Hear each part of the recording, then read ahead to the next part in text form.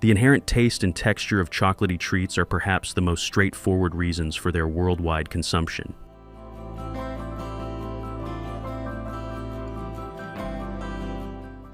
And especially if you have been on a zero-sugar diet for a week or a month, what would you know about that heavenly deliciousness of that first bite of chocolate? No, dude, no. You can never know.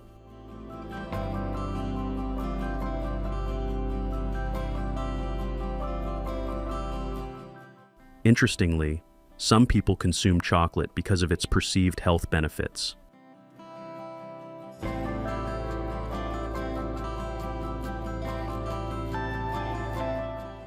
While chocolate, particularly dark chocolate, does have some health benefits due to its antioxidant properties, but as I always say, it is important to consume it in moderation. The belief that chocolate can be part of a healthy diet when chosen wisely and eaten in moderation motivates some people to include it in their dietary habits. And I think it's true, it lifts your mood, enhances your antioxidation, and keeps your system satisfied and clean for a while. That's only my perception based on my research. I can be wrong. But as I stick to a clean diet a lot, I eat dark chocolates whenever I crave them, so I think a little won't hurt, right?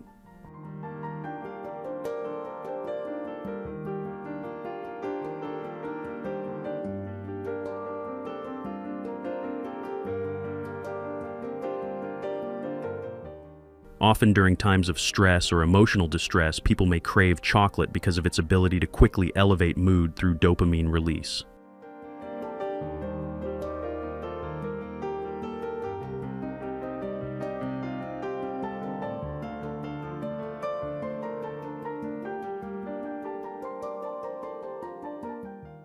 Crunchy and crispy breadsticks are a delightful snack with a rich history and few health benefits. They are low in fat and can be a good source of fiber. However, flavored breadsticks, particularly those with cheese or other high-fat toppings, can be higher in calories and fat.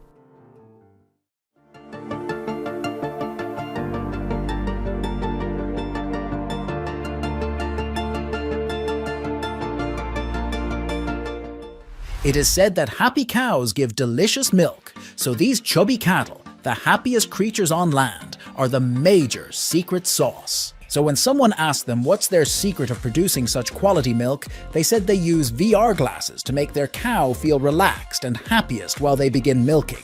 As we're on our journey to make butter, obviously the very first step is to collect milk from dairy farms. And when the process seems like this, it's an icing on the cake. In this automated system, each cow enters a designated stall equipped with a milking unit. These units consist of cups gently placed on the cows. A controlled vacuum is created within the cups, drawing the milk out naturally and comfortably for the cow. The entire milk is collected in the containers without any human contact. But wait, before the milk hits the dairy charts, it undergoes a usual and thorough quality test. Test passed? With flying colors? It's time to dispatch. The raw and fresh milk is delivered to the butter-making units. These storage facilities maintain the freshness of the milk and make it ready for heating chambers. Maintaining the right temperature is crucial to preserve the milk's freshness and to separate the creamy part. Centrifugation helps a lot here. Now we get two main things: skimmed milk, which is saved for sale purposes, and the cream. Ever happen to taste skimmed milk? Well, it's super beneficial too. One more thing, nothing is gonna get wasted here. Centrifugation is faster and more precise than waiting for cream to rise naturally. It allows butter-making facilities to process larger quantities of milk more efficiently. The entire cream is smoothened, and after taking it through pasteurization and a little maturing the cream, they get their hands on the butter grains that are smooth, subtle, and entirely ready to create smoothie butter out of them. Now the cream releases thin milk, which is also called buttermilk. This buttermilk is super efficient for further processing, and yeah, you can easily find it in every store. The butter grains are thoroughly washed to remove any buttermilk residues. It might be much better if they didn't involve those hands. Washing is like a little secret to making your butter even more delicious. It takes away anything that might make the butter taste tangy.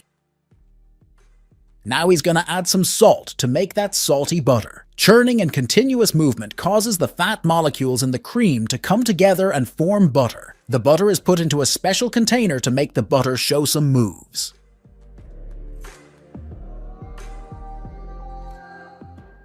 Now these kneaders continuously knead the butter mixture to make it even more creamy and flow like an unbounded stream. You know, in ancient times, the value of butter was so high that people would use it as currency. Imagine going to the market and paying in pats of butter. Also, there's a village in Tibet where they make a special type of butter that doesn't melt, even in the summer heat. Someone here? Come fast, look how uncontrollable this flow is. So he has brought the larger chunks of preserved butter. What's he gonna do now? Simply, first, he's gonna send these beastie buddies to slice them and convert them into smaller chunks. But why? What I think is he's gonna refresh the butter and try to make it more, you know, buttery.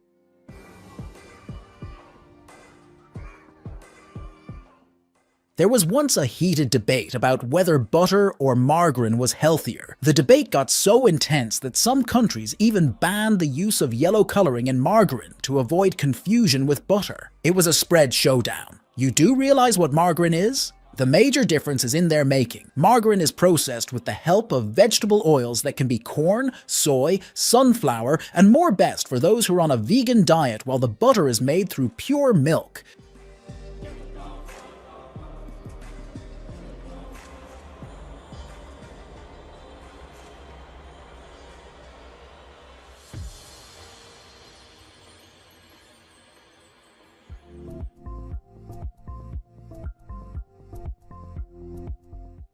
The extruder works by pushing the butter through a shaped nozzle, creating uniform shapes.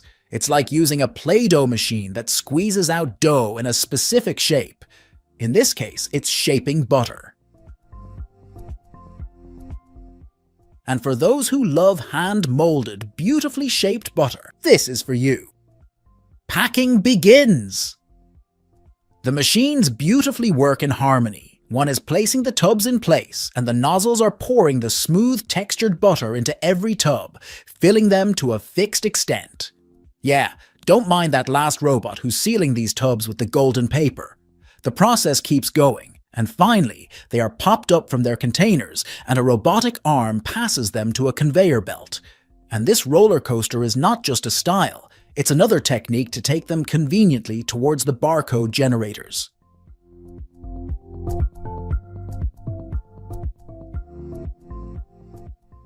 Here the butter is prepared for 500 grams packing. Packing is ready, and the butter is continuously rolled for a creamy texture. The robotic cutter and butter pourer work side by side for quick packing. So, on the backstage, butter is added to the pouring container from where the tiny nozzles fill up the molds. The sealing wrapper injected into the sealing machine makes sure every butter cube is perfectly sealed.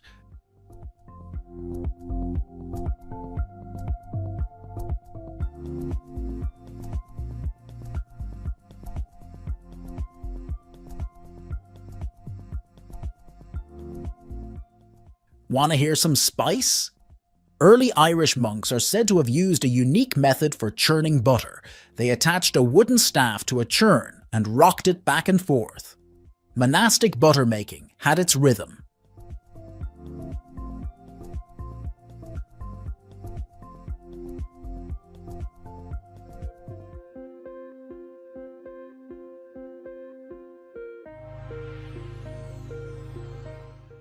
Now the time has just arrived to make some melted butter or ghee to spice up your meal. The butter chunks are first brought to the room temperature area, where it is kept to naturally melt and soften.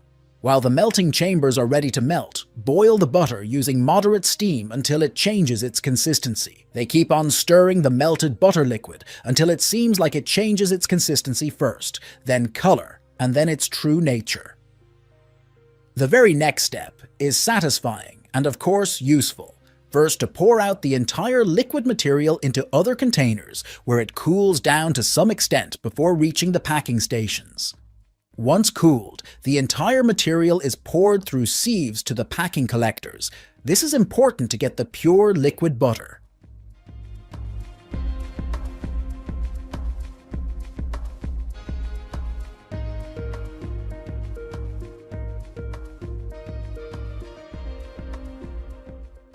See how seamless this process is? That entire liquid butter stock is going to pour into the containers until everything is settled and they lock the buttery freshness inside it.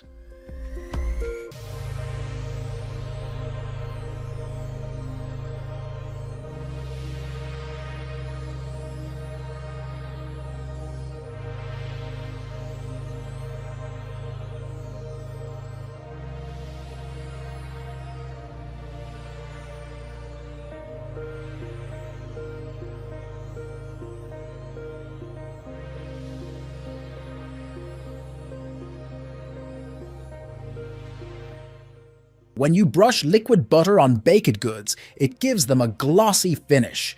So, it's another marvel made out of pure and good milk.